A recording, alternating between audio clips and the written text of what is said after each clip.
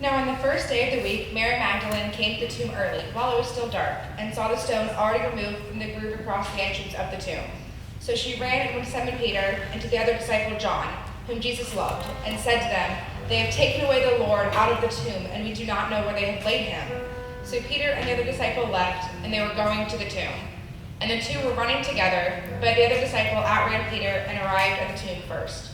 Stooping down, looking in, he saw the linen wrappings neatly lying there, but he did not go in. Then Simon Peter came up, following him, and went into the tomb and saw the linen wrappings neatly lying there, and the burial face cloth which had been on Jesus' head, not lying with the other linen wrappings, but rolled up on a place by itself.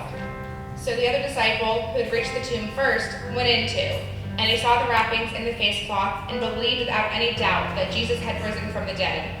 For as yet they did not understand the scripture, that he must rise from the dead. The disciples went back again to their own homes.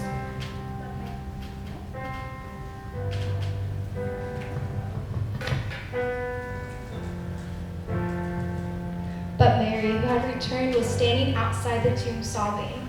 And so, as she wept, she stooped down and looked into the tomb. And she saw two angels in white sitting there, one at the head and one at the feet, where the body of Jesus had lain. And they said to her, "Woman, why are you crying?" She told them, "Because they have taken away my Lord, and I do not know where they have laid him." After saying this, she turned around and saw Jesus standing there. But she did not know that was Jesus. Jesus said to her, "Woman, why are you crying? For whom are you looking for?"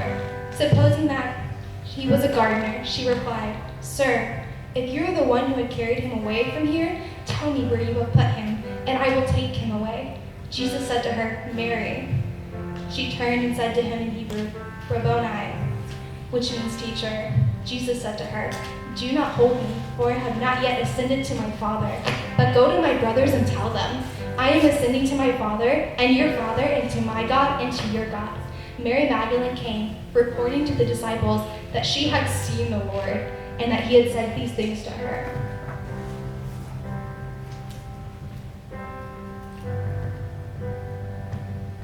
So whenever I read this passage in John chapter 20, I couldn't help but think of two things. Not only Mary Magdalene's face when she was suffused in that light of grace, but also her voice when it was clear and firm, telling others that she had seen the Lord.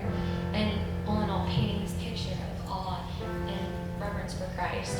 And in this story, we can take in those beautiful, simple words and experience Mary Magdalene's wonder and joy.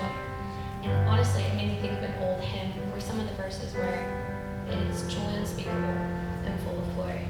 And so in this moment, we have a tiny, beautiful, short, even first sermon from Mary Magdalene, where she ran from the garden to the disciples, and she told them, "I have seen the Lord." And so in this truth of Easter, we can catch a very important message in Mary's heart and how she tells others about how she's seen the Lord. So when she said, "I have seen the Lord," she spoke firsthand in her own experiences, thus having a sense of credibility, that firsthand. And just like the pulpit is always a place where more than words are seen, in Mary's case, she spoke with the same authority as the pastor. There was that gravity and that credibility in her word. But she was just sharing her own authentic experience. She wasn't trying to sell a story or anything. And again, she did speak, "I have seen the Lord." It was present tense. And in that moment, all possible eloquent arguments that would try to degrade her and tear apart that truth in her heart, it cannot change the power and truth of Jesus Christ. So in this scene where Mary Magdalene returns in that radiant proclamation that "I have seen the Lord," this Easter season, we can take a joy unspeakable and full of glory and instill it in our hearts. And so I invite you guys to not only reflect back in the radiance and knowledge that Jesus is alive, but that he is here and his love changes everything. Amen.